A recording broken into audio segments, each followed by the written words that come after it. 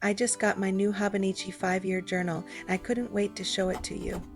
Okay, first off the box, it's a gorgeous, classic, light blue and super sturdy. I will definitely use this for storage later. You'll see the years are marked right here. This one is for 2025 through 2029. Let's open it up. The cover is a deep brown soft material with gold inscriptions that say Hobonichi 5-year Techo in Japanese. In case you were wondering, Techo means planner or notebook.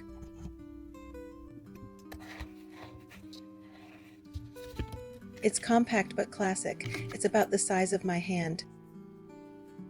I went with the smaller size to challenge myself to write smaller and to make this endeavor a little less overwhelming. I've started 5-year journals before and abandoned them. I've realized that I need my journal to be artistic and fun, so that's what I plan to do with this one. I'm already planning to customize this cover page with a sticker featuring my name and the dates. Flipping through the first pages now, you can immediately feel the luxurious Tomoe River paper, so smooth and soft.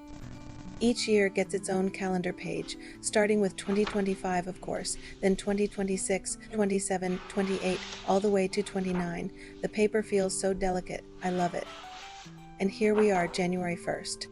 This is what each daily page looks like. The header at the top shows the month and day in both English and Japanese. There are 5 sections for each year on the left and a blank gridded page on the right. I plan to decorate every page with themed stickers and add photos on the right.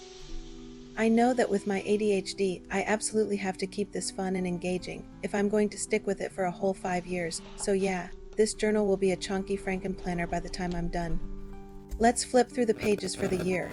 Each month is subtly marked on the side, but I'm thinking of adding colorful tabs for easy navigation. I think it would look super cute too.